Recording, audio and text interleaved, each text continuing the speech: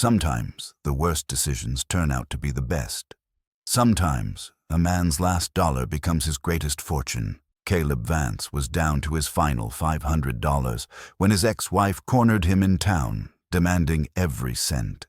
Instead of handing it over, he bought a condemned ranch at auction, a crumbling farmhouse everyone said was worthless. His ex-wife laughed, calling it expensive firewood. But when Caleb swung a sledgehammer at the rotting porch to start repairs, the wood splintered open to reveal something that would change everything. What he found hidden inside those hollow columns had been waiting since 1880. Could one act of defiance transform a man's entire life? Before we jump back in, tell us where you're tuning in from, and if this story touches you, make sure you're subscribed, because tomorrow I've saved something extra special for you. The morning sun came up pale and hesitant over Cedar Bluff, Wyoming, casting long shadows across Main Street like it couldn't quite commit to the day ahead. Caleb Vance stood outside the first bank of Cedar Bluff, his hand resting on the worn leather satchel that held everything he owned worth counting. $500 in cash, $300 in coins. The rest, his dignity, his good name, his hope for something better, those had been spent years ago. He was 58 years old, though most days he felt closer to 80. The years hadn't been kind. Lines carved deep around his eyes told stories of too many seasons squinting into harsh winds, too many nights sleeping on hard ground, too many disappointments that settled into his bones like winter cold. His hands were scarred and calloused, the hands of a man who'd worked hard his entire life and had little to show for it except the ache in his joints and the memories of what might have been. Caleb had been a cowboy once, back when that word still meant something. He'd worked the great cattle drives in his 20s, riding from Texas to Montana with thousands of head moving like a river of beef and dust. He'd been good at it too, respected by the trail bosses, trusted with the point position where only the best riders went. Those were the days when he believed hard work and honest effort would build a man a future worth having. Then he'd met Martha. Martha Calloway had been the prettiest girl in Cedar Bluff, maybe in all of Wyoming. Dark hair that caught the light like polished mahogany, eyes that seemed to see right through a man's defenses, and a smile that made promises she never intended to keep. Caleb had fallen hard and fast, the way young men do when they mistake beauty for substance and desire for compatibility. They'd married in the spring of 1887, and for exactly 6 months, Caleb had believed himself the luckiest man alive. The truth came slower, the way truth often does. Martha hadn't married him for love. She'd married him because she thought a man who could handle cattle and horses must have money saved up, must have prospects beyond the dusty streets of a small Wyoming town. When she discovered that Caleb was just another working cowboy with more sweat than silver, her affection cooled faster than coffee on a December morning. The divorce came 5 years later, after years of bitter arguments and cold silences. Martha got the house they'd been buying. Caleb had signed it over just to be done with the fighting. She got the furniture, the dishes, even the picture frames with their wedding photos still inside. Caleb got his freedom and a lesson about reading the fine print in people's hearts. That had been 23 years ago. And in all that time, Caleb had managed to rebuild his life into something resembling peace, if not prosperity. He'd worked ranches all over Wyoming and Montana, saved what he could, and eventually put together enough to buy a small string of horses he could hire out for work. It wasn't much, but it was honest, and it was his. Then came the winter of 1914, the winter that broke everything. A freak blizzard hit in November and didn't let up until March. Caleb lost all 7 of his horses, froze to death in a barn that collapsed under the weight of snow and ice. The insurance he'd paid for turned out to be worthless, the company having gone under 6 months earlier without bothering to inform its policyholders. By spring, Caleb was starting over again, this time with nothing but the clothes he wore and the $800 he'd managed to keep in the bank. He'd spent $300 of that over the summer on basics: food, a room at the boarding house, a decent saddle he could use to hire on for day work. Now he was down to his last $500, and the boarding house owner had made it clear that come October, if Caleb couldn't pay the full month's rent of $40, he'd be sleeping in the livery stable or under the stars. which brought him to this particular morning, standing outside the bank, trying to decide whether to withdraw his money or leave it where it was. In his pocket was a notice from the bank about some kind of auction happening at noon. Foreclosed properties, abandoned homesteads, the usual collection of broken dreams and failed ventures that small towns accumulated like dust. The bank door opened and Thomas Whitmore stepped out, nearly colliding with Caleb. Whitmore owned the Cedar Bluff Mercantile and half the commercial buildings on Main Street. He was a round man with a round face, the kind of prosperous that came from selling necessities to people who had no choice but to buy from him. "Morning, Caleb," Whitmore said, his tone friendly enough, though his eyes did a quick assessment of Caleb's worn boots and faded shirt. "Heading into the bank." "Thinking about it," Caleb said. "Well, if you're planning to bid on anything at the auction today, better get your cash in order. They're only taking immediate payment. No credit, no promises." Whitmore adjusted his hat. "Though between you and me, most of what they're selling isn't worth the paper the deeds are printed on.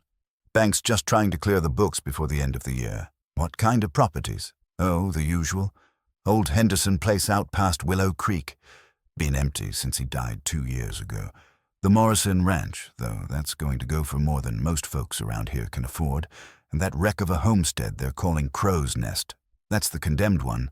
Wouldn't surprise me if they end up paying someone to haul it away." Caleb nodded, only half listening.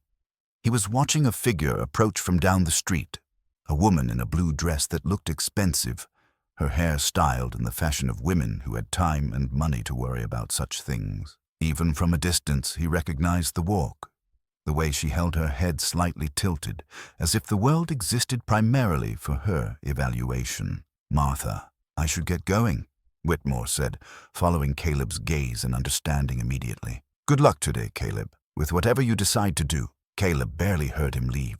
He was focused on Martha now, watching her cover the last 50 yards between them with the confidence of someone who believed she had the upper hand. She probably did. She usually did. "Caleb," she said when she reached him, her voice carrying that particular tone she used when she wanted something. "I thought I might find you here." "Martha." He kept his voice neutral, his face carefully blank. 23 years hadn't softened her beauty, but they had hardened to something in her eyes, added lines around her mouth that spoke of chronic dissatisfaction rather than laughter. "I'll make this brief," she said, glancing around to see who might be watching.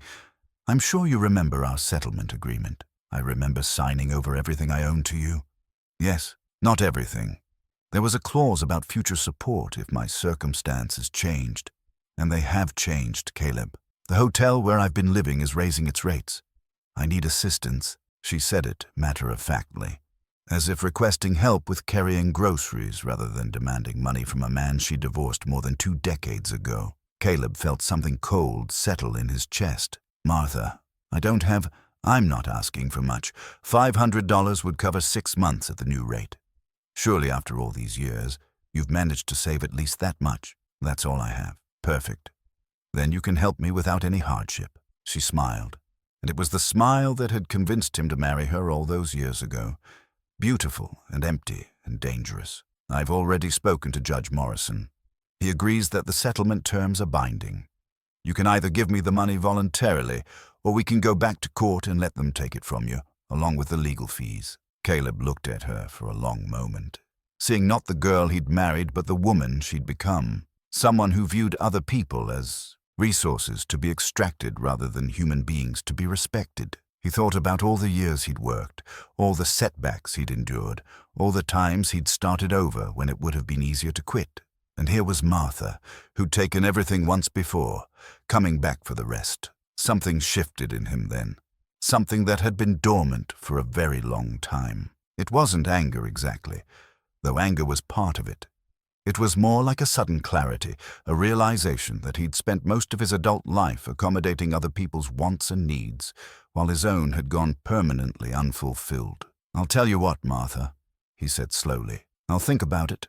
The auction's at noon. Meet me there, and I'll have an answer for you." She frowned, suspicious. "What does the auction have to do with anything? Maybe nothing. Maybe everything. But if you want your answer, that's where you'll get it." For a moment, she looked like she might argue, but something in his face must have convinced her he was serious. "Fine. Noon at the courthouse. But don't think you can avoid this, Caleb. That money is legally mine." She turned and walked away, her blue dress catching the morning light. Caleb watched her go and felt something close to freedom spreading through his chest.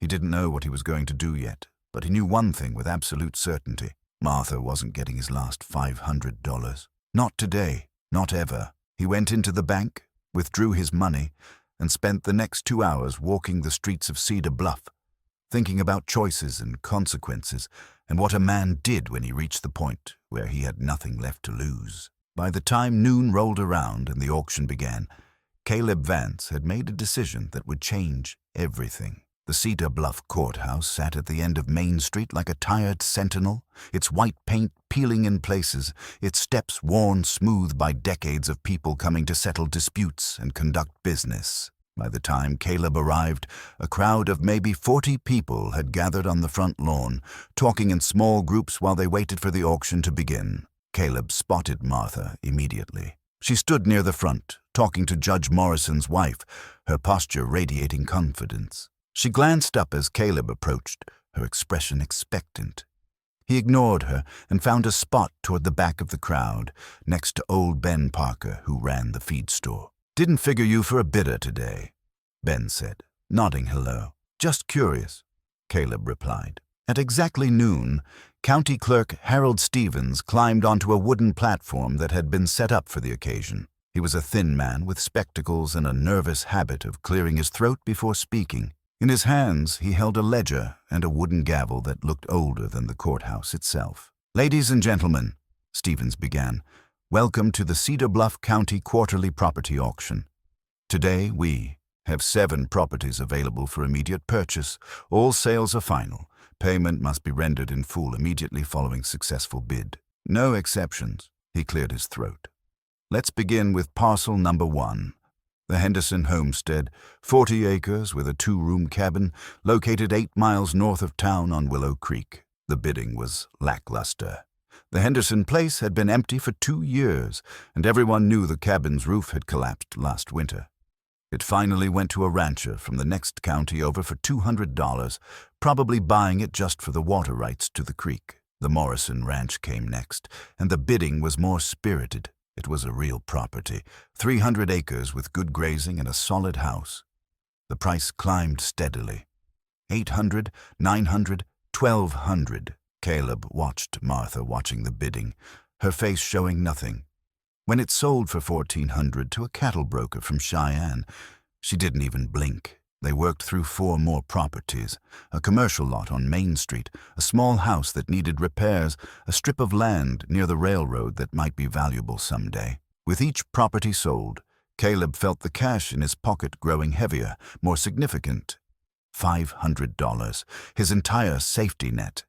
The only thing standing between him and complete destitution. Finally, Stevens consulted his ledger and cleared his throat again. "Last item today, folks.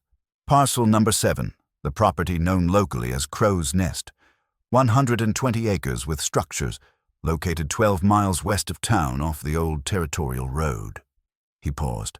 "I should mention that the county inspector has condemned the main structure as unsafe for habitation.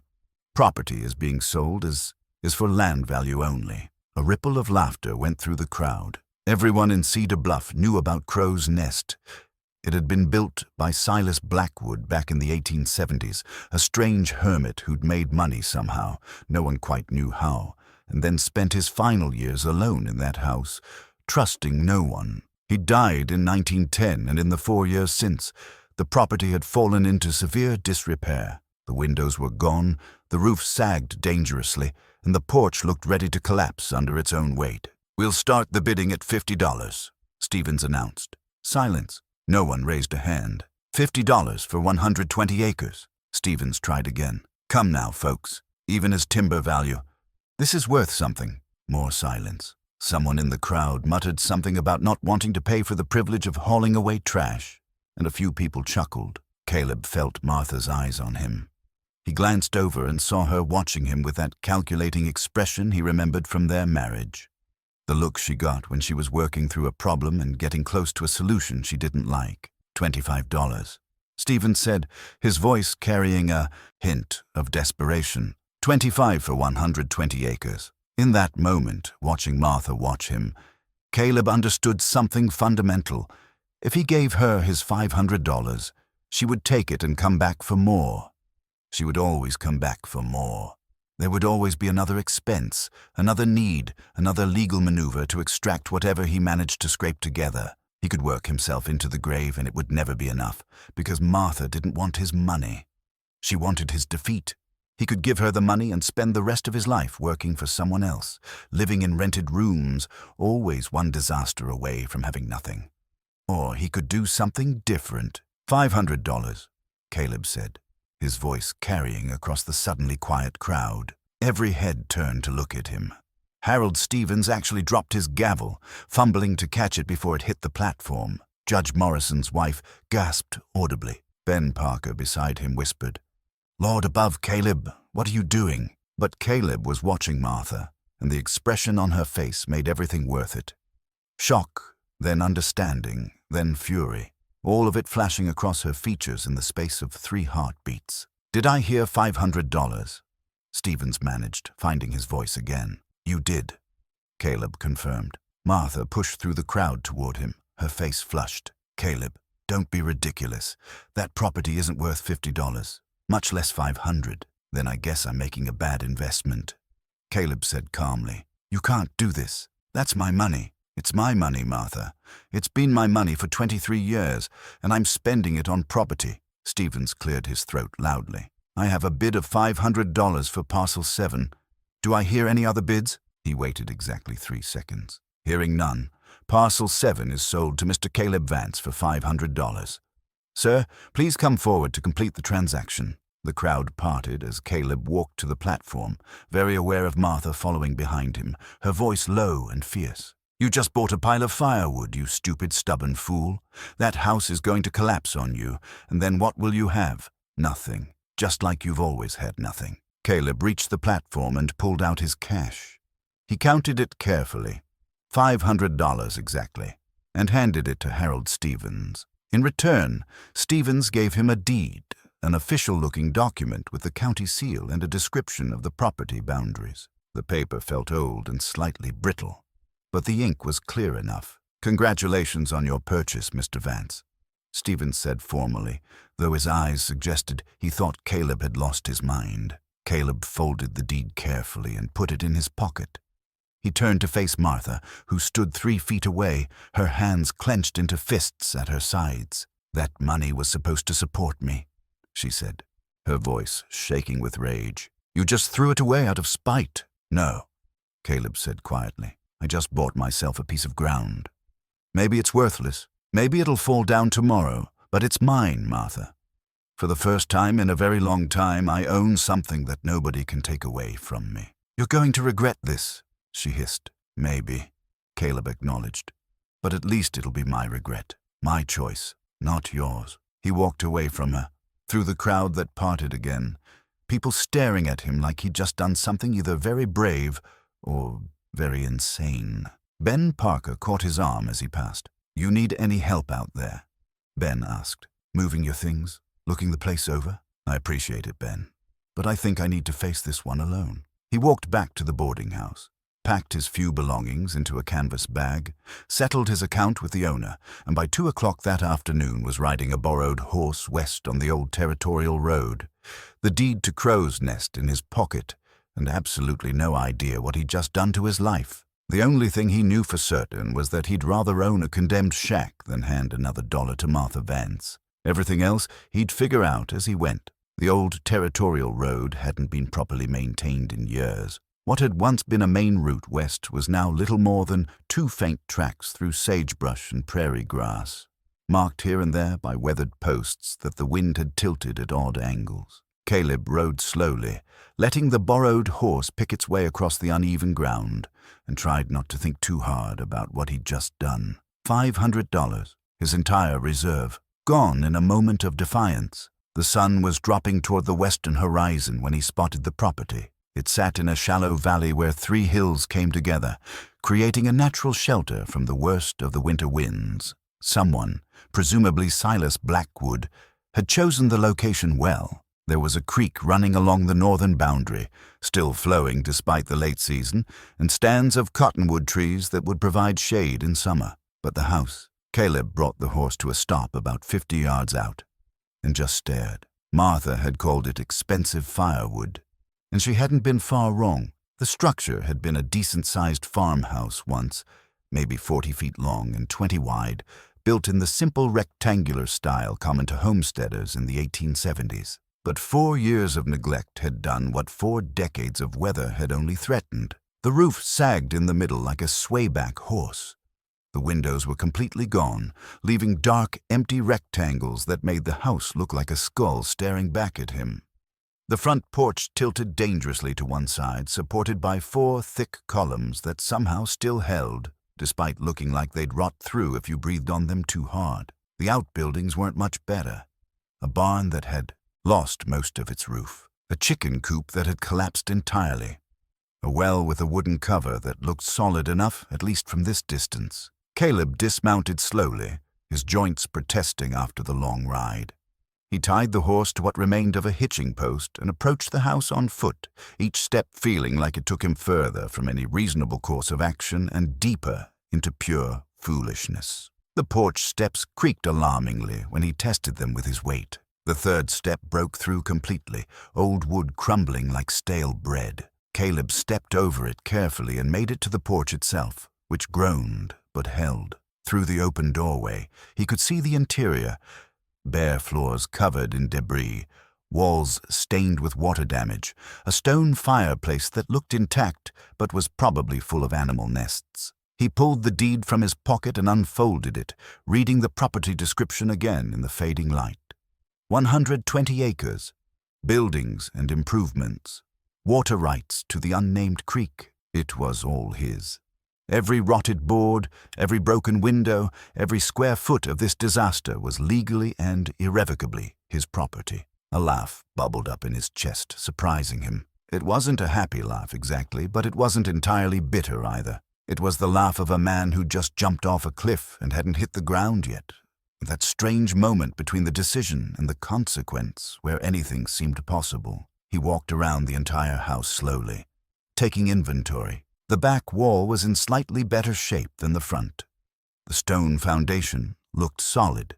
The well, when he tested it, had clear water about 15 feet down. The barn, despite the missing roof, had sturdy walls and might be salvageable for storage. By the time he'd completed his circuit, night was falling fast. Caleb unsaddled the horse, hobbled it near the creek where the grass was good, and made camp in what had once been the barn. He'd brought supplies, a bedroll, some food, matches, a lantern.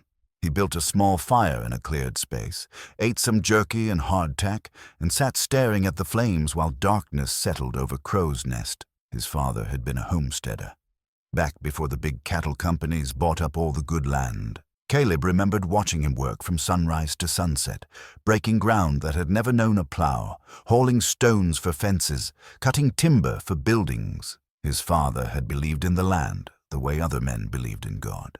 Absolutely and without reservation. A man who owns land owns possibility, his father used to say. Everything else is just borrowing time. His father had lost that land to drought and debt, had died working another man's ranch for wages, but he'd never stopped believing.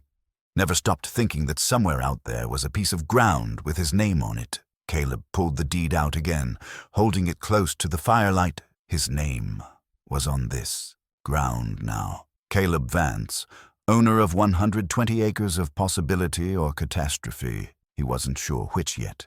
He slept fitfully that night, waking at every sound. The wind in the cottonwoods, the creek murmuring over stones, an owl hunting somewhere in the darkness. Sounds he'd heard thousands of times in his life, but tonight they seemed to carry questions. What now? What next? What had he been thinking? Morning came cold and clear, frost on the ground, his breath visible in the dawn light. Caleb woke stiff and sore, feeling every one of his 58 years.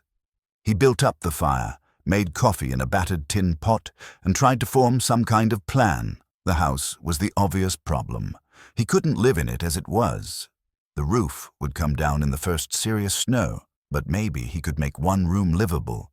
patch enough to have shelter while he figured out what to do next. He'd need tools. He'd need lumber. He'd need about 10,000 things he didn't have and no money to buy them with. But he'd have time to figure it out. Because Martha couldn't take this away from him. That thought alone was worth more than $500. After breakfast, Caleb saddled the horse and rode back toward town. He'd need to return the borrowed animal, collect what few things he'd left at the boarding house, and see about getting some basic supplies on credit. Ben Parker had always been fair about extending credit to men who'd proven themselves reliable. It wasn't much of a plan, but it was a start. The territorial road looked different in morning light. Less ominous, more just old and forgotten. Like Caleb himself, maybe. Old and forgotten and trying to find a reason to matter again. He passed a marker stone that indicated the 12-mile point from Cedar Bluff. 12 miles. Close enough to get supplies, but far enough that he wouldn't have to see Martha every day. That alone felt like a victory. Behind him, Crow's Nest sat in its valley, waiting. The house looked no better in daylight than it had at dusk, but somehow Caleb felt different about it. It wasn't just a mistake anymore. It wasn't just expensive firewood. It was a challenge, and challenges were something Caleb understood. You faced them one day at a time, one problem at a time, until either you won or you knew for certain you'd given it everything you had. He kicked the horse into a gentle trot, already mentally cataloging what he'd need.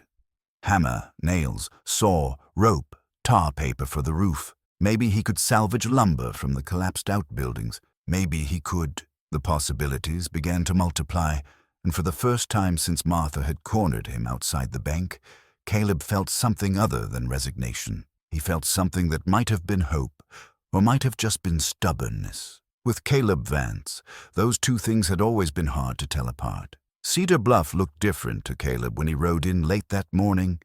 The buildings seemed smaller, somehow less permanent. He'd spent most of his life moving from town to town, always living in someone else's space, always temporary. Now he had land. It changed how he saw everything else. He returned the borrowed horse to Jim Morrison at the livery stable, thanking him for the loan. Morrison took the reins and studied Caleb's face like he was looking for signs of insanity or enlightenment. "How bad is it out there?"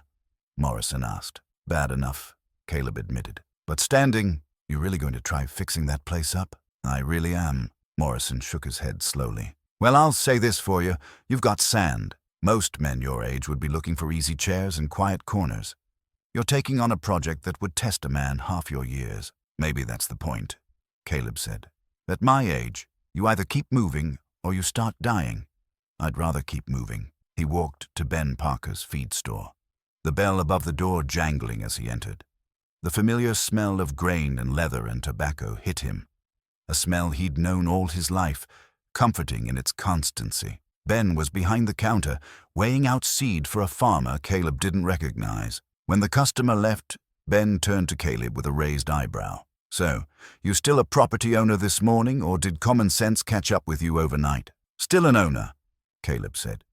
"In fact, I'm here to buy on credit if you're willing." Ben pulled out a ledger, flipping to a fresh page. "Depends what you need. I can carry you for basics if you're good for it, come spring." "I'm good for it. Might take me longer than spring to pay, but I'll pay every cent." They spent the next 20 minutes putting together a list.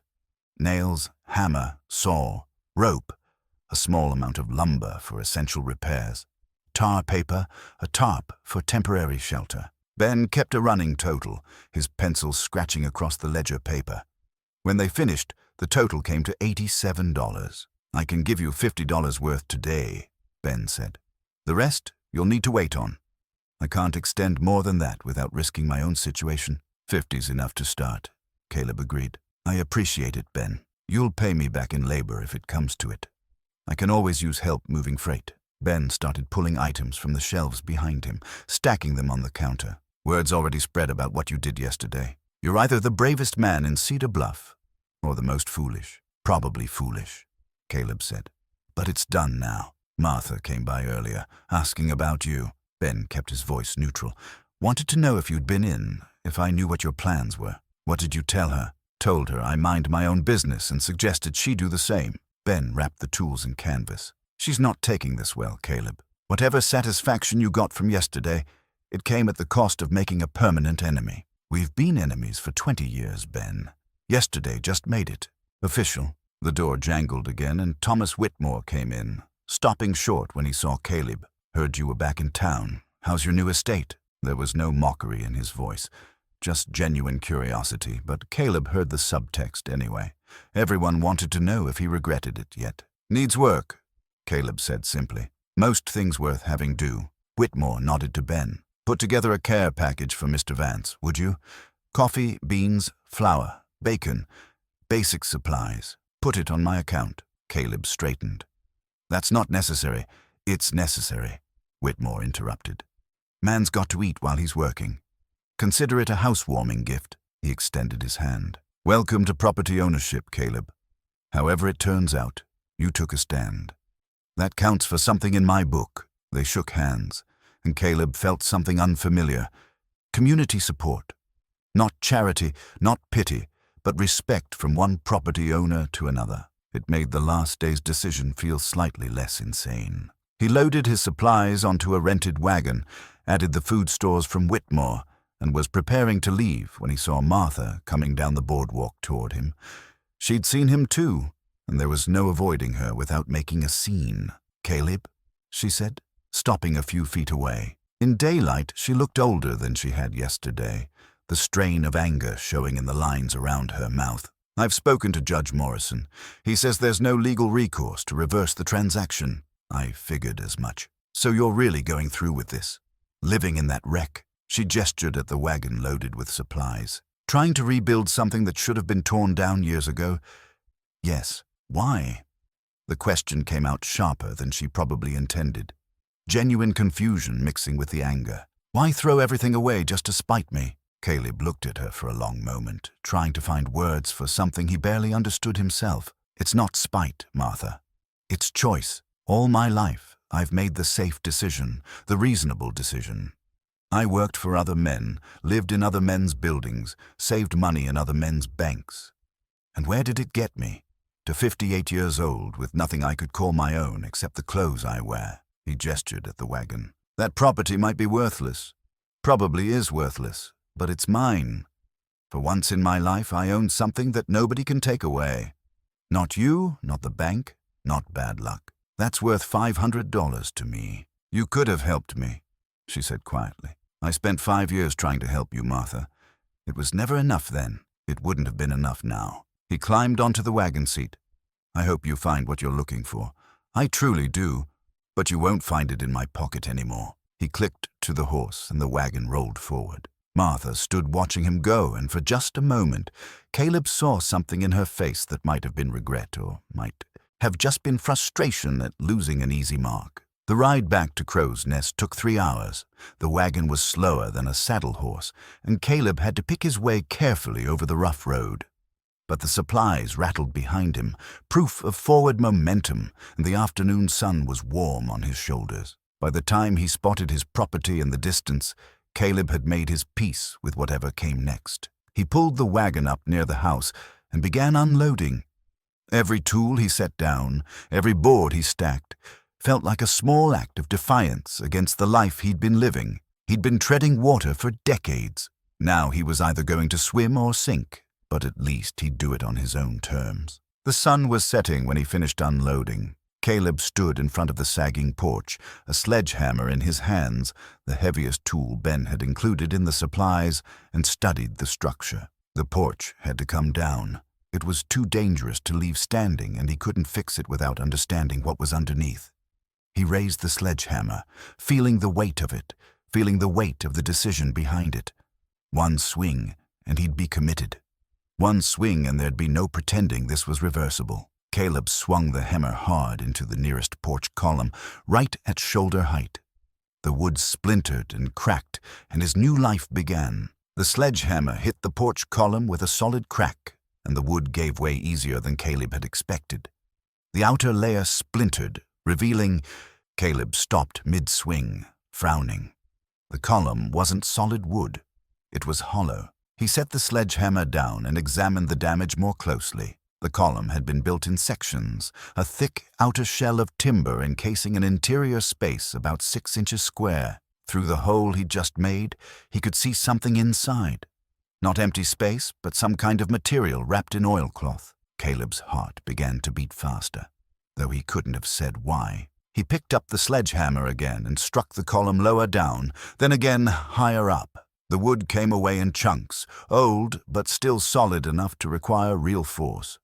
Whatever this column had been designed to hide, it had been built to last. When he'd cleared away enough of the outer shell, Caleb reached inside and pulled out the first package. It was heavy, surprisingly so, wrapped in layers of oilcloth that had been tied with twine. The cloth was stained and brittle, but had held up remarkably well. His hands shook slightly as he unwrapped it. Gold coins spilled out onto the porch floor, gleaming in the fading sunlight. Caleb stared at them, his brain struggling to process what his eyes were seeing. They were $20 gold pieces, double eagles, each one stamped with the year 1880 and the profile of liberty. He counted them slowly. 20 coins in the first package, $400 in gold. His breath came short. His mind raced. This couldn't be real. This had to be some kind of mistake, some kind of... He grabbed the sledgehammer and attacked the column with renewed vigor, tearing away more of the outer shell. 2 more packages fell out, each wrapped in the same oilcloth, each containing the same heavy weight. Caleb opened them both, his hands working faster now, and more gold coins scattered across the porch. 20 in the second package, 20 in the third. $1,200 in gold, hidden inside a single porch column. Caleb sat down hard on the tilted porch, the coins surrounding him like a gold-colored dream. His mind went to Silas Blackwood, the hermit who'd built this house, who'd lived here alone for 40 years, who died without leaving any known heirs. Everyone in Cedar Bluff had assumed Blackwood was just another crazy old prospector who'd never struck it rich. But what if they'd been wrong? What if Blackwood had struck it rich and simply hidden his wealth where no one would think to look? The other 3 porch columns stood intact, each one identical to the first. Caleb got to his feet, legs unsteady, and approached the second column. He swung the sledgehammer with purpose now, tearing away the outer shell in great chunks. More oilcloth packages tumbled out. 6 in this column, each containing 20 double eagles. $2,400. The third column yielded the same. The fourth held 7 packages. By the time full darkness fell, Caleb had demolished all 4 porch columns and sat surrounded by 26 packages of gold coins. He'd stopped counting individual coins after the first column. The numbers had become too large, too impossible to comprehend. Instead, he counted packages, doing the math in his head. 26 packages, 20 coins per package, 520 coins total. At $20 per coin, that was $10,400 in gold, hidden in his porch. Caleb started to laugh. He couldn't help it. The laugh built in his chest and burst out into the darkness, echoing across the valley. He'd spent $500 on this property, his last $500, every cent he had in the world, and he'd just found more than 20 times that amount hidden in timber that everyone, including him, had assumed was worthless. Martha had called it expensive firewood. Judge Morrison's wife had gasped in shock at the purchase. Half the town probably thought he'd lost his mind, and they'd all been wrong. Caleb gathered the packages carefully, rewrapping each one in its oilcloth, and carried them into the barn where he'd made his camp. He cleared a space in the corner, moved aside some old hay, and found a gap between 2 foundation stones where he could hide the gold temporarily. It took 4 trips to move all 26 packages, and by the time he finished, his arms ached and his heart was still racing. He built up his campfire and sat staring at the flames, trying to think clearly. The gold changed. Everything. But he had to be smart about this. If word got out that he'd found $10,000 in gold, every thief and opportunist within 100 miles would descend on Crow's Nest. He'd be robbed or killed or both. No one could know. Not yet. Maybe not ever. He thought about Silas Blackwood, dying alone in this house 4 years ago, taking the secret of the gold to his grave. What kind of man hides that much wealth in his porch columns? Someone who didn't trust banks, obviously. Someone who'd been betrayed before. or thought he might be. Someone who'd rather see his fortune rot into the ground than risk losing it to someone else. Caleb understood that impulse now, perhaps better than he ever had before. In the last 24 hours, he'd gone from having $500 to having nothing to having more money than he'd earned in the last 10 years combined. The emotional whiplash was dizzying. But underneath the shock and the disbelief, a plan was forming. He couldn't spend the gold all at once. That would raise too many questions. But he could convert it gradually, carefully. Take a few coins at a time to a bank in Cheyenne or Laramie, somewhere far enough away that people wouldn't connect it to Caleb Vance of Cedar Bluff. Build up a legitimate bank account slowly. Use the money to actually restore Crow's Nest, to build something real and lasting. And then the thought came to him fully formed, beautiful in its symmetry. Martha lived in the Cedar Bluff Hotel, paying $60 a month for a suite she could barely afford. The hotel had been for sale for the last year, the owner wanting to retire but finding no buyers willing to pay his asking price of $8,000. Caleb could buy the hotel. He could buy it outright, cash money, and become Martha's landlord. He could give her a choice, pay her rent on time or find somewhere else to live. He could watch her face when she realized that the condemned property she'd mocked had made him wealthy while she was still scraping by on what she could extract from others. The revenge would be perfect because it wouldn't be revenge at all.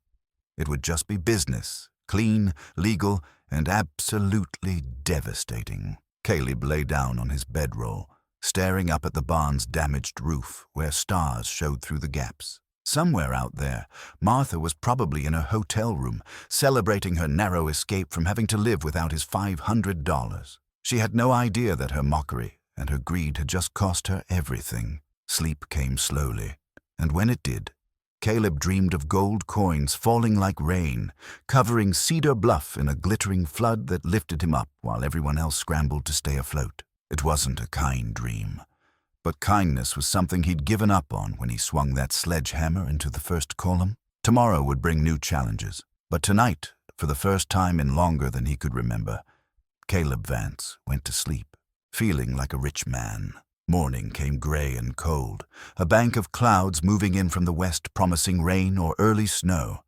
Caleb woke stiff and disoriented, momentarily forgetting where he was and why. Then memory returned in a rush.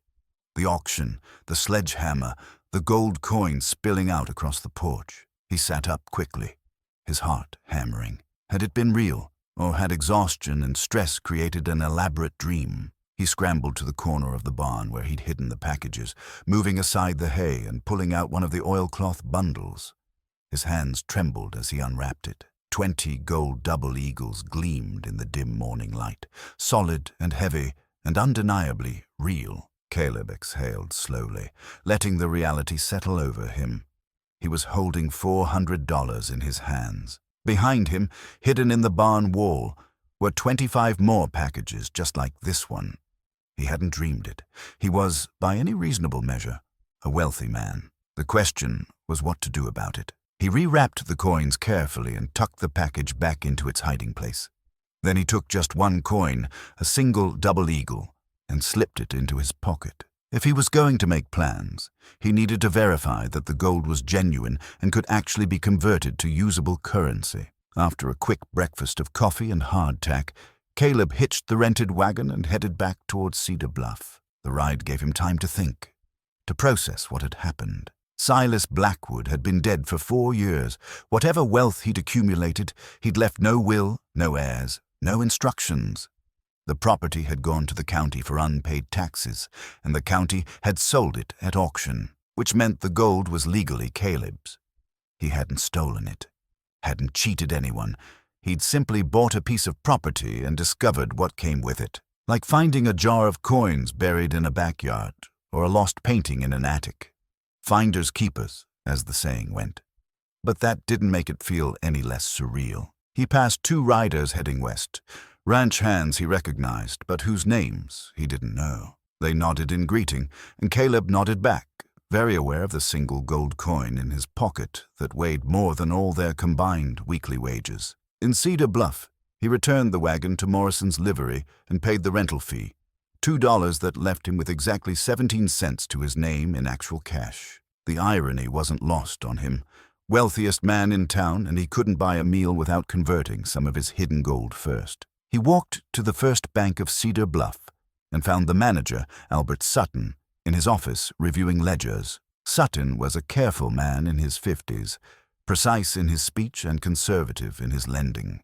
He looked up when Caleb entered, surprise crossing his face. "Mr. Vance, I heard about your purchase at the auction.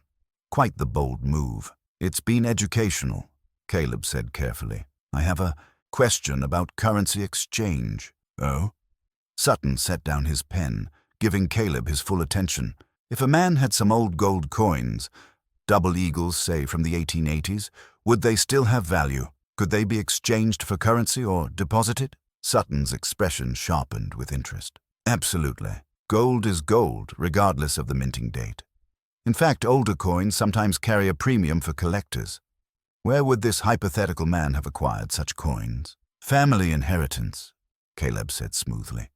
"Old trunk in an attic, that sort of thing." "I see." Sutton didn't quite believe him, but he was too polite to say so directly. "Well, if your friend wanted to convert gold to currency, he'd need to verify authenticity first. We could do that here. We have a scale and testing acids. Then we'd exchange at the current rate, which is $20 per double eagle, same as face value. And if someone wanted to deposit multiple coins over time, we'd be happy to accommodate that.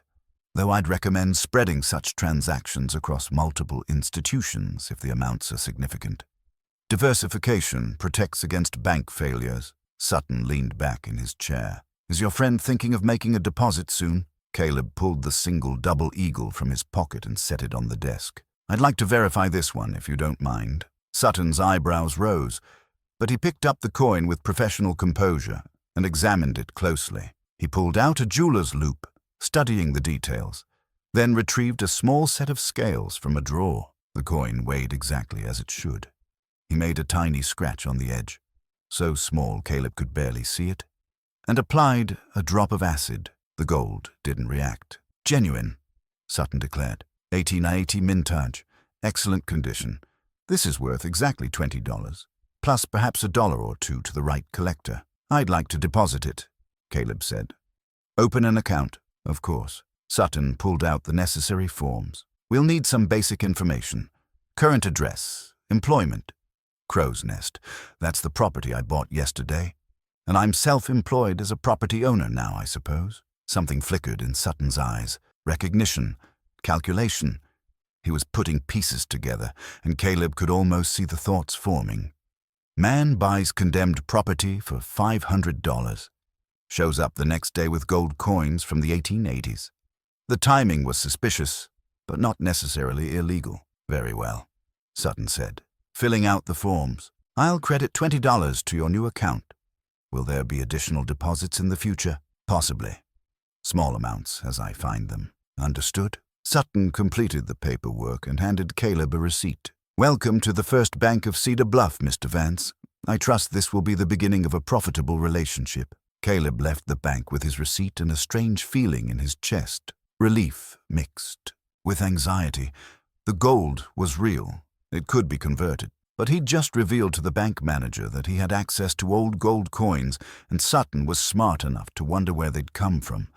He'd have to be more careful going forward. Maybe take some coins to Cheyenne, like he'd originally planned. Spread the deposits out, keep the amounts small enough to avoid attention. He walked back through town, passing the hotel where Martha lived. Through the front window, he could see the lobby, tired furniture, faded carpet, the worn grandeur of a place that had seen better days. The owner, Chester Hall, sat behind the desk reading a newspaper, looking old and tired himself. $8,000. Caleb thought. That's what Hall wanted for this place. $8,000 to own the building where Martha had made her home, where she felt safe and superior. Caleb had that much in his barn right now, with $2,000 left over. The thought was intoxicating and terrifying in equal measure. Power was something he'd never had before. Power to change his circumstances, to influence others, to make decisions that mattered beyond just his own survival. It felt dangerous, like handling a loaded gun for the first time. He turned away from the hotel and headed for Ben Parker's feed store. He had legitimate supplies to buy, and now he had the money to pay for them. Or would have, once he converted more gold. But he'd have to be patient, careful. Rush this and he'd destroy everything before he could enjoy it. Ben was arranging sacks of grain when Caleb entered. Back already? Don't tell me you've finished all those supplies. Not yet. Just wanted to let you know I'll be able to pay off my account sooner than expected. Found some family money I'd forgotten about. It was a weak lie, but Ben didn't question it. That's good news.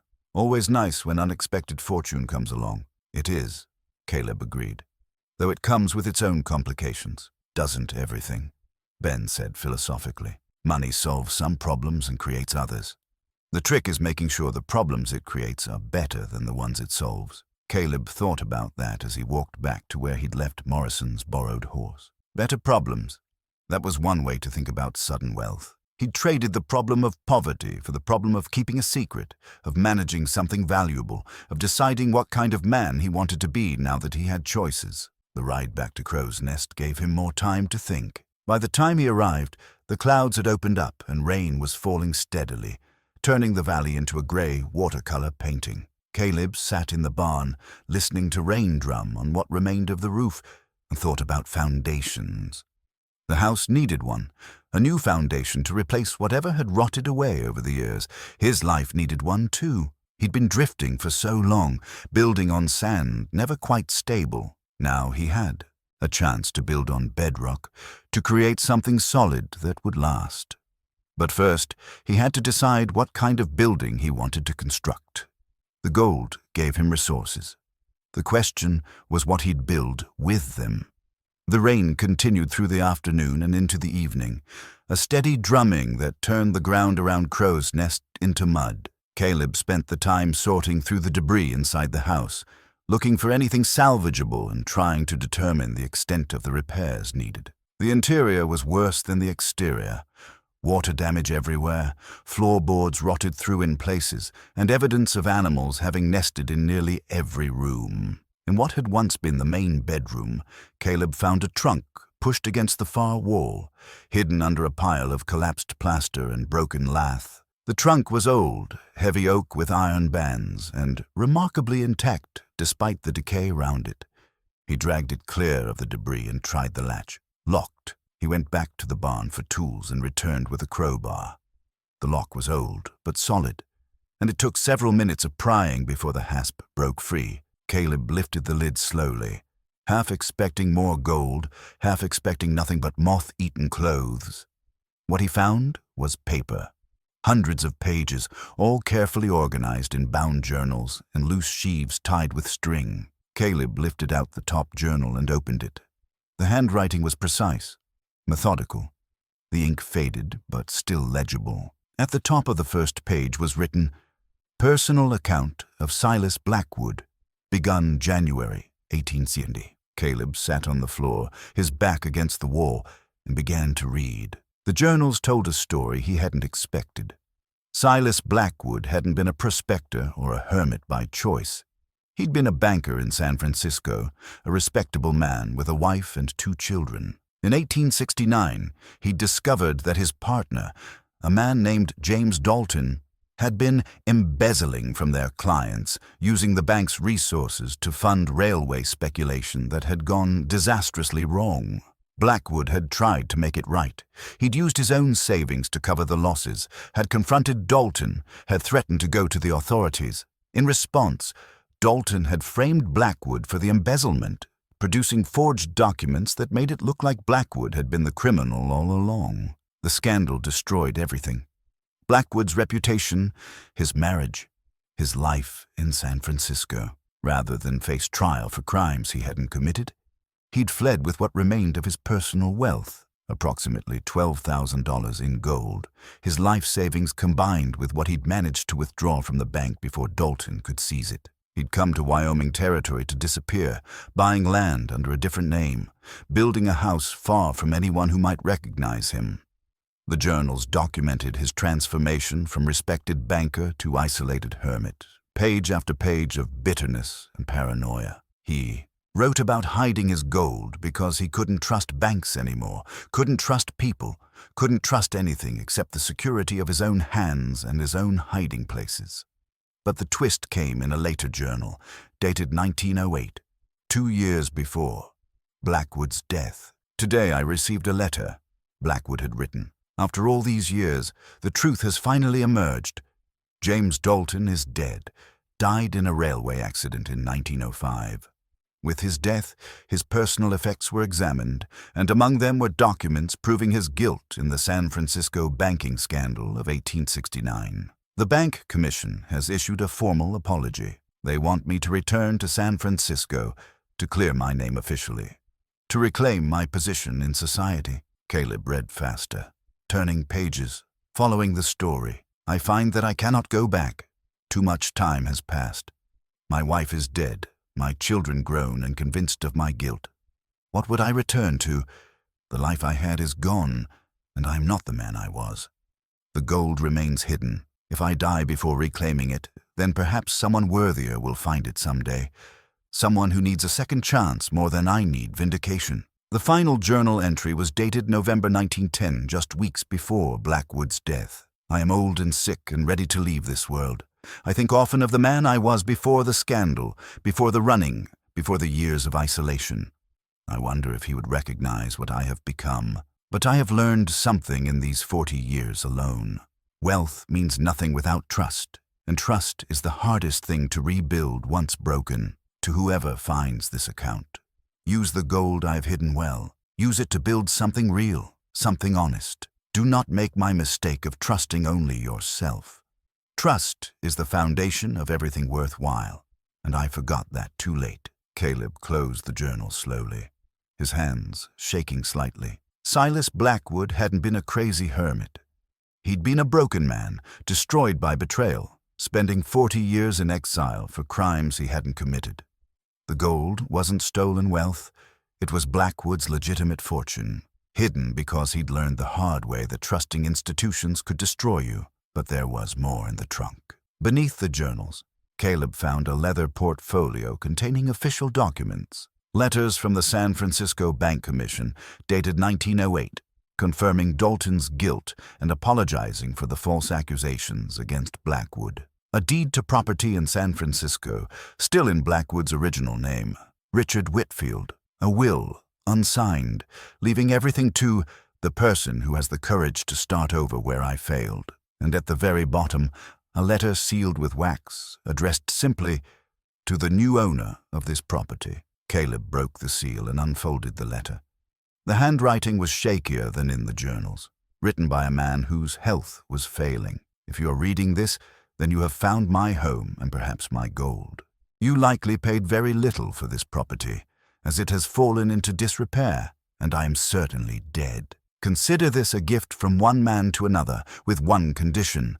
Do not let fear rule your decisions as it ruled mine. I spent 40 years afraid of betrayal, afraid of trusting, afraid of being hurt again. In protecting myself, I lost everything worth having. The gold brought me no joy because I never used it for anything except hiding it better. Do not make my mistake.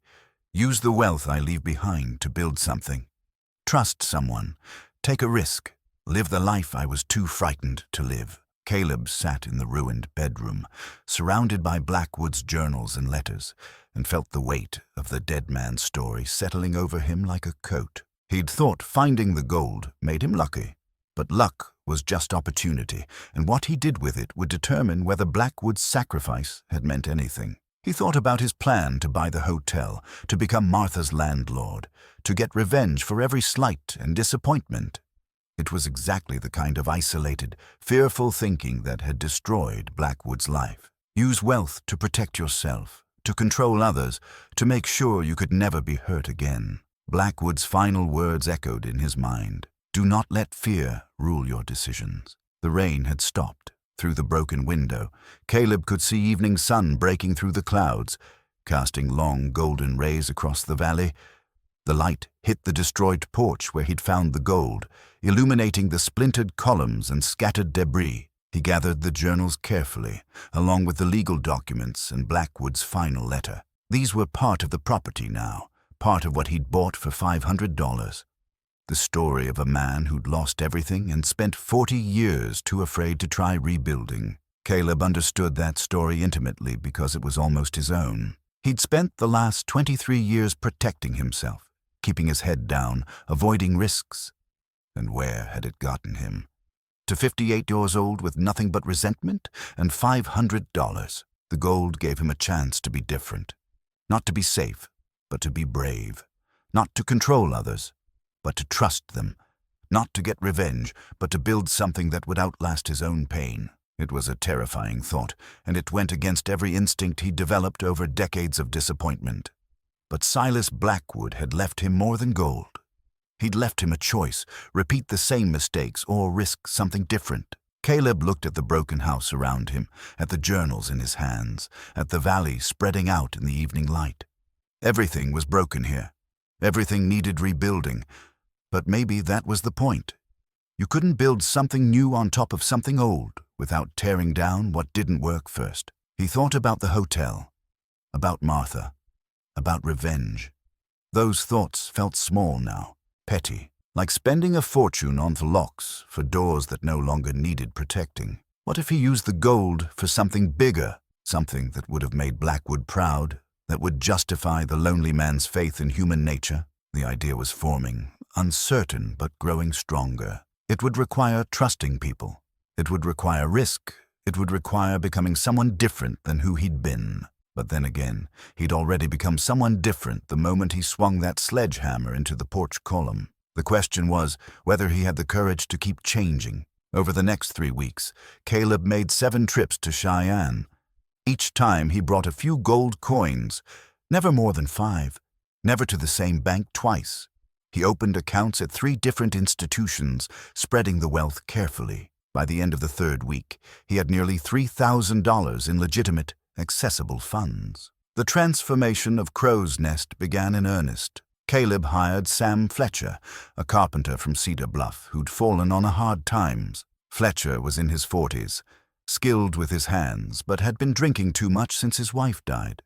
Most people avoided him, assuming he was unreliable. Caleb offered him steady work at fair wages with one condition: show up sober. Fletcher had looked at him with red-rimmed eyes and said, "Why would you trust me?" "Because someone has to," Caleb had answered. "And I'm willing to be wrong if it means you're willing to try." Fletcher showed up sober every day after that. They started with the foundation, digging out rotted timbers and replacing them with new stone. Then came the roof, the walls, the windows. Caleb bought lumber from Ben Parker, glass from Thomas Whitmore, nails and tools from suppliers in Cheyenne who didn't ask questions about where a man his age got money for such ambitious projects. The work was hard and slow.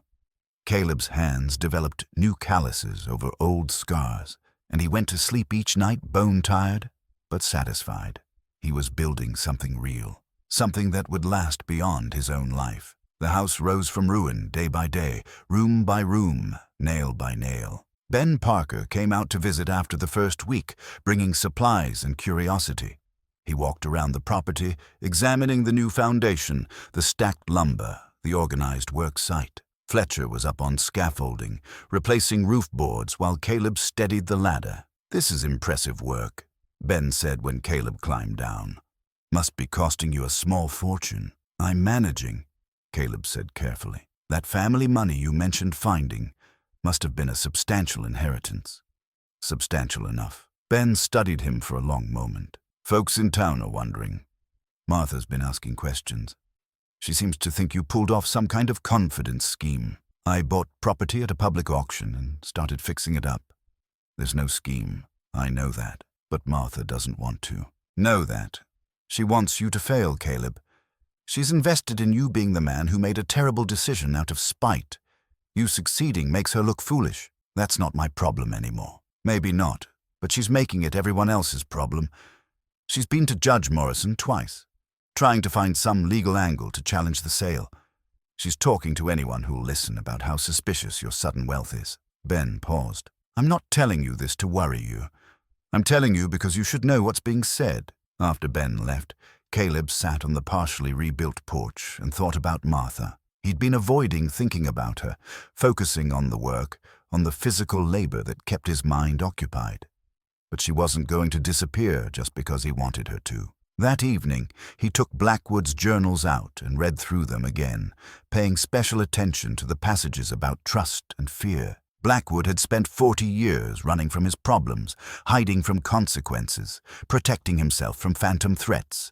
In the end, he died alone and bitter, his gold unused, his potential unfulfilled. Caleb didn't want that ending. The next morning, he rode into Cedar Bluff and went directly to the hotel where Martha lived. Chester Hall was behind the desk, looking older and more tired than the last time Caleb had seen him. "Mr. Hall," Caleb said, "I understand you're still looking to sell this hotel." Hall perked up immediately. "I am indeed. Are you interested?" "I might be. What are your terms?" They talked for 30 minutes. Hall wanted $8,000 for the building and business, $500 down and the rest in payments over 2 years. He was desperate enough that he'd negotiate, but not so desperate that he'd give it away. "I'll give you $6,000 cash, paid in full within 2 weeks, Caleb said. "No payments, no interest, just a clean sale." Hall's eyes widened. "6,000, that's quite a bit lower than my asking price. It's also guaranteed money right now, not a promise of payments over 2 years that might not come." "At your age, Mr. Hall, isn't certainty worth something?" Hall thought about it for exactly 10 seconds. "You have a deal. When can you have the money?" 2 weeks. I need to liquidate some assets. But I'll put $500 down today as a deposit." They shook hands, and Caleb went to the bank to arrange the transfer. Albert Sutton processed the deposit with professional courtesy and thinly veiled curiosity. "Purchasing the hotel, I hear," Sutton said. "That's quite an investment for someone who just bought a condemned property." "Things change," Caleb said simply. "Indeed they do." Sutton completed the paperwork, though I imagine some people will have questions about how things changed so quickly. People can ask whatever questions they like. The answers are my business. As Caleb left the bank, he nearly collided with Martha on the boardwalk. She stopped short, her face going pale when she recognized him. "Caleb, Martha." An awkward silence stretched between them. Finally, Martha said, "I heard you're making improvements to that property. People are talking about where you got the money. People talk about a lot of things. Judge Morrison says there's no legal grounds to challenge the auction sale, that the property is legitimately yours." She sounded like the words tasted bitter. "But that doesn't explain your sudden wealth." "I found resources I didn't know I had." "That's all?" "Resources." Martha's eyes narrowed. "Is that what we're calling it?" Caleb took a deep breath, remembering Blackwood's final letter. "Do not let fear rule your decisions. Trust someone. Take a risk." "Martha, I want to show you something. Will you come out to Crow's Nest tomorrow morning?" She looked suspicious immediately. "Why would I do that?" "Because I owe you an explanation. Not legally. I don't owe you anything legally. But for the sake of the 5 years we were married, for the sake of honesty, I want to show you what I found and explain what I'm planning to do with it." "What you found?" Understanding dawned on her face. "You found something on that property. Tomorrow morning, 9 o'clock. Just you. No lawyers, no witnesses. Just 2 people who used to mean something to each other, having an honest conversation." Martha studied his face for a long moment. "I'll be there. But if this is some kind of trick, it's not a trick. It's just the truth. Something I should have been brave enough to tell you 23 years ago." He walked away before she could respond, his heart pounding. He'd just done something either very wise or very stupid. He wasn't sure which. But it felt right in a way that buying the hotel to control her never had. Back at Crow's Nest, he explained to Fletcher what he was planning. Fletcher listened carefully, his weathered face thoughtful. "You're taking a big risk telling her," Fletcher said.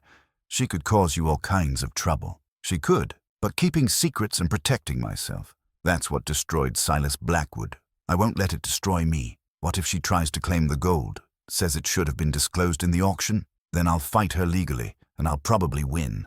The property was sold as is, contents included, but I don't think that's what will happen. I think when she sees what I'm building here, when she understands what I'm trying to do, she might surprise me." "You have more faith in human nature than I do," Fletcher said. "Maybe, or maybe I'm just tired of living like I don't." That night, Caleb couldn't sleep. He lay in his bedroll in the barn.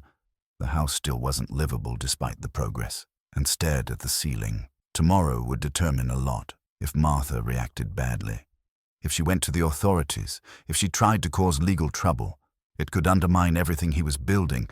But if she surprised him, if she showed even a glimmer of the woman he'd fallen in love with 40 years ago, someone capable of seeing beyond her own immediate wants, then maybe there was hope for both of them to become better than they'd been. The journals were stacked beside his bedroll. He'd read them so many times he could practically recite passages from memory.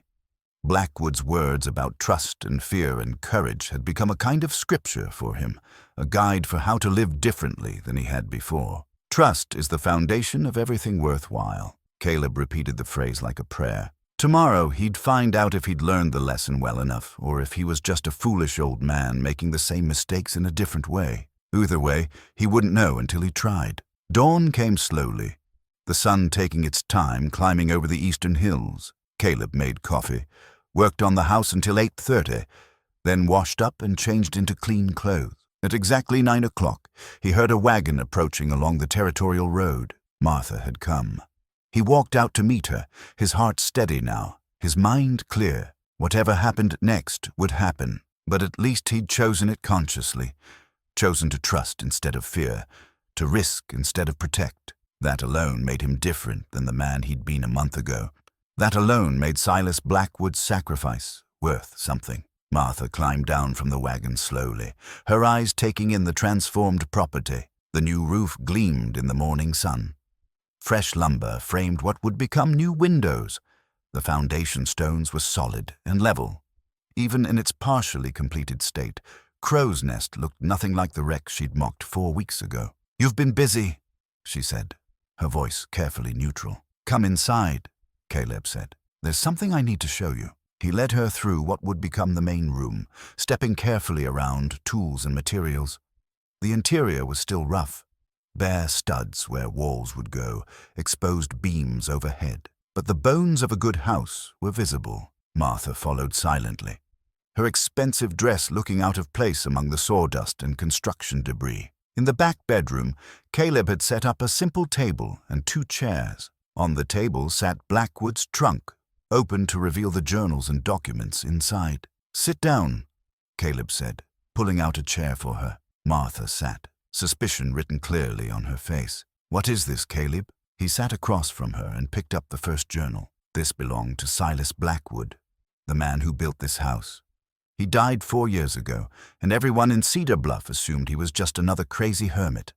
But he wasn't. Caleb opened the journal to the first page. He was a banker from San Francisco who was betrayed by his partner and fled west with his life savings. "Read this." He passed the journal across the table. Martha took it reluctantly, her eyes scanning the page. As she read, her expression shifted from suspicion to interest to something like understanding. Caleb let her read in silence, watching emotions play across her face. After 10 minutes, she looked up. He was innocent.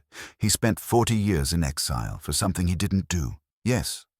And his savings. She glanced at the trunk, pieces clicking into place. He hid money here. Gold coins, $10,000 worth, hidden in the porch columns. I found them the first day when I started tearing down the porch. Caleb leaned forward. "Martha, I didn't buy this property knowing there was gold. I bought it to spite you, to keep you from getting my last $500. I was angry and stubborn and probably foolish. But I bought it legally, at public auction, and everything on the property became mine, including the gold." Martha set down the journal, her hands trembling slightly. $10,000. "Yes, and you're telling me this because I'm tired of secrets, because I read Blackwood's story and realized I was becoming him, a man so afraid of being hurt that he trusts nothing and no one. He died alone in this house, surrounded by wealth he was too frightened to use." Caleb picked up Blackwood's final letter. He left a message for whoever found the gold.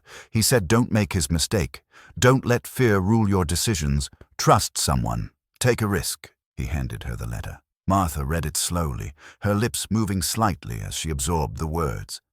When she finished, she set it down carefully, as if it were something precious. "Why are you showing me this?" Her voice was barely above a whisper. "Because you asked about my sudden wealth, and you deserved an honest answer." Because I want you to understand what I'm doing with the money. And because, he paused, choosing his words carefully, because I need to know if the woman I married 40 years ago is still in there somewhere, or if we've both become people too damaged to recognize kindness when we see it. Tears welled in Martha's eyes, surprising both of them. Caleb, I've spent 23 years being angry at you.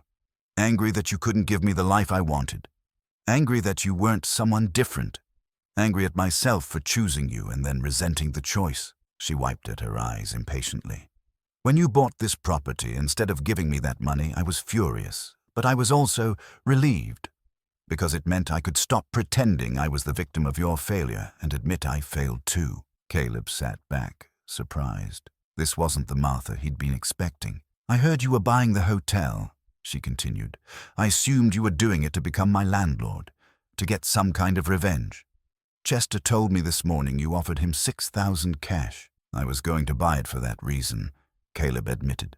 Revenge seemed like justice at the time, but then I read Blackwood's journals and realized revenge is just fear dressed up as strength. He met her eyes. I'm still buying the hotel, Martha, but not to control you. I have a different plan now, one that might surprise you. Tell me, she said. Caleb stood and walked to the window opening, looking out at the valley. I'm going to turn the hotel into a boarding house for people who need a second chance. Working men who've fallen on hard times. Women escaping bad situations. Anyone who needs a safe place to rebuild their lives. He turned back to Martha. I'll charge enough to cover expenses, but nothing more. No profit, no luxury, just basic dignity and a roof over their heads. Martha stared at him. That's not a business plan. You'll lose money. I have money. More than I need, thanks to Blackwood. What I don't have is a legacy worth leaving behind. He gestured around the room. This house will be my home. The hotel will be my purpose. And maybe, if I do it right, someone will find their way back to themselves the way I'm trying to find my way back to who I could have been. What about me? Martha asked quietly. Where do I fit in this plan? That's up to you. You can stay at the hotel at the current rate, or you can pay the new reduced rate, or... He paused, meeting her eyes. Or you can help me run it. You're good with people when you want to be. You know how to manage a household. You could do real good if you chose to. You want me to work for you. I want you to work with me. Not as my employee, as a partner in something meaningful. Caleb pulled out a paper from his pocket. Notes he'd made the night before. Equal say in decisions. A salary that's fair. A chance to be part of something bigger than both of our past mistakes. Martha stood abruptly, walking to the opposite wall, her back to him. For a long moment, she said nothing. When she finally spoke, her voice was thick with emotion. Do you know what the worst part of the last 23 years has been? Not the poverty, not the struggle, the purposelessness. I've spent 2 decades trying to extract value from others because I couldn't create value myself. I've been a parasite, Caleb. A bitter, angry parasite who convinced herself she deserved better while doing nothing to earn it. She turned to face him, tears streaming down her face. When you bought this property instead of giving me that money, I hated you. But I also saw myself clearly for the first time in years. I saw what I'd become, and it was ugly. Caleb wanted to go to her, but stayed where he was, giving her space. We've both become ugly versions of ourselves. The question is whether we have the courage to become something better. Why would you trust me after everything I've done? Because Silas Blackwood left me a fortune with one request. Use it to build something based on trust instead of fear. If I can't extend that trust to the woman I once loved, then I'm just repeating his mistake with different details. Martha laughed, a sound halfway between humor and sorrow. You're either the bravest man I've ever known or the most foolish. Probably both. But I'd rather be foolishly brave than safely bitter. She crossed the room to him, stopping a few feet away. For the first time since he could remember, she looked at him without calculation, without measuring what she could gain. She just looked at him, really looked at him. I don't know if I can be the person you need me to be, she said. I don't need you to be anyone but honest, whatever that looks like. Caleb extended his hand. Partners? Martha stared at his hand for a long moment. He could see her wrestling with it, with decades of learned behavior, with the instinct to see offers as traps and trust as weakness. But then something shifted in her face. A decision made, a bridge crossed. She took his hand. Partners. They stood there in the half-finished room, two people who'd spent most of their lives running from or toward each other, finally standing still long enough to see what they could build together. "I have one condition," Martha said, not letting go of his hand. "What's that?" "The first person we help at the hotel. It should be Sam Fletcher. I've heard he's working for you. Heard he's staying sober. But he's living in a shack behind the lumber mill, and winter's coming. He deserves better." Caleb smiled, the first genuine smile he'd given Martha in more than 20 years. "That's a good condition. I accept it. Then we have a deal." She released his hand and looked around the room. "This is going to be harder than you think. People don't change easily. Neither do towns. We'll face resistance." "I know, but it's worth trying." "Yes," Caleb said. "It is." Outside, the sun climbed higher, warming the valley. Fletcher hammered somewhere on the roof, the steady rhythm of construction marking time. Inside, two old enemies became uncertain allies, both of them trying to figure out how to build something better than what they'd destroyed. 6 months later, Crow's Nest had a new name painted on a sign at the entrance to the property: Blackwood's Rest. The house stood complete, sturdy and weather-tight, with smoke rising from its chimney into the cold March air. The barn had been rebuilt. A chicken coop produced eggs. A vegetable garden waited for spring planting, the soil turned and ready. Caleb stood on his new porch. Solid now, built from honest timber with no secrets hidden inside, and watched the sun rise over the valley. At 59, he felt younger than he had at 58. Purpose did that to a person. So did honest work and clear conscience. The hotel in Cedar Bluff had been renamed too, Second Chance House. The sign above the door showed clasped hands, painted by a young woman who'd arrived 3 months ago, fleeing a violent husband. She was one of 7 people currently living there. Workers, wanderers, and people in transition, all trying to rebuild their lives with dignity instead of charity. Martha ran the house with surprising skill and unexpected compassion. She'd found her calling in organizing, in creating structure for people whose lives had become chaotic. She kept books meticulously, enforced rules fairly, and treated residents with respect they often hadn't experienced in years. The bitter woman who'd demanded Caleb's last $500 had transformed into someone he barely recognized, someone he was starting to respect. They weren't friends exactly. Too much history stood between them for easy friendship. But they were partners, and that counted for something, maybe more than friendship would have. Sam Fletcher had been the first resident of Second Chance House, just as Martha suggested. He'd stayed 3 months while building his savings and his sobriety, then moved into a small apartment above Ben Parker's feed store. Now he worked full-time as a carpenter, his reputation rebuilt along with his confidence.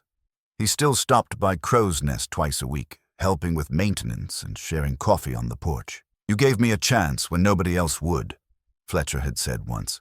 "That means something, Caleb. Means everything, really." Caleb had learned that giving chances was easier than he'd thought. The hard part wasn't extending trust.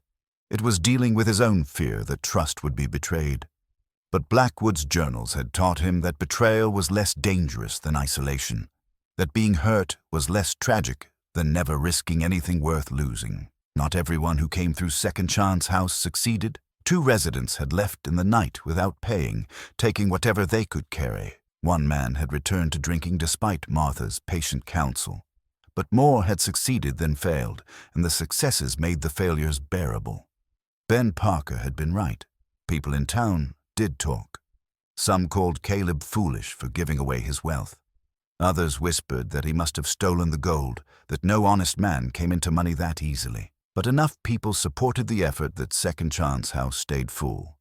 And Blackwood's Rest became known as a place where a man could rebuild without judgment. Judge Morrison came out one afternoon in February, ostensibly to check on property lines, but really to satisfy his curiosity. He'd walked through the house with Caleb, nodding approval at the craftsmanship, asking careful questions about the finances. "You're spending more than you're bringing in," Morrison said finally. "That's not sustainable. I have resources," Caleb replied. "Enough to keep this running for years if I'm careful. And then what? Then I'll have built something worth building. Legacy isn't about how much you leave behind. It's about whether what you leave behind makes things better." Morrison had smiled at that, a rare, genuine smile. Silas Blackwood would have liked you, I think. He was a good man before life made him cautious. Life makes all of us cautious, Caleb said.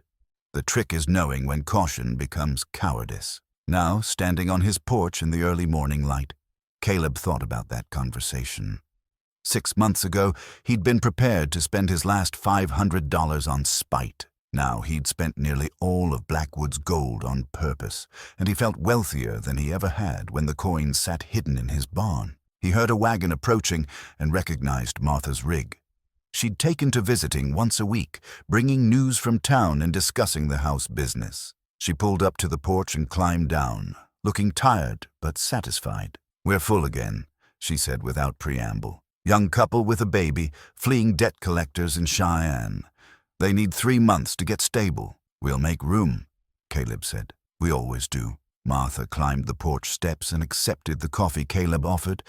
They stood side by side, looking out at the valley, comfortable now in a way that would have seemed impossible 6 months ago. "Do you regret it?"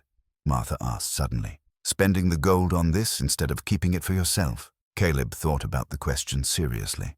He thought about the money in his bank accounts, less than $1,000 now after all the building and donations.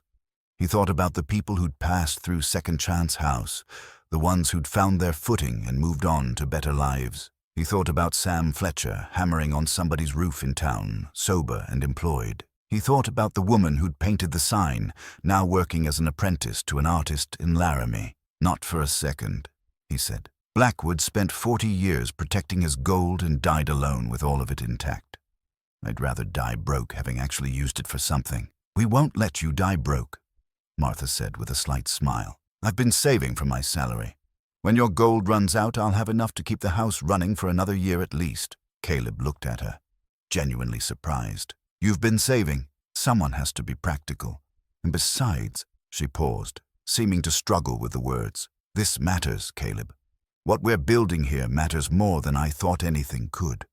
I'm not ready to let it end just because the gold runs out." They stood in silence for a moment, watching steam rise from their coffee cups into the cold air. "Sometimes the worst decisions turn out to be the best," Caleb said finally, echoing the words from the story's beginning. "Sometimes a man's last dollar becomes his greatest fortune, and sometimes," Martha added quietly, "the people we've written off surprise us, including ourselves." The sun cleared the eastern hills, flooding the valley with golden light.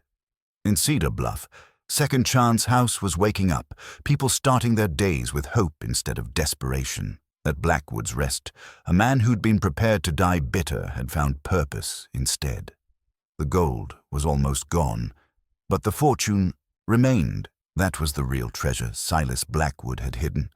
Not coins in porch columns, but the possibility that trust could rebuild what fear had destroyed. Caleb raised his coffee cup toward the valley, a silent toast to a man he'd never met, but whose wisdom had saved them both. "Thank you, Silas," he said softly. Martha raised her cup too, understanding without explanation. "Thank you." And in the warming light of morning, two people who'd spent decades hurting each other finally learned what it meant to build something together worth more than all the gold in Wyoming.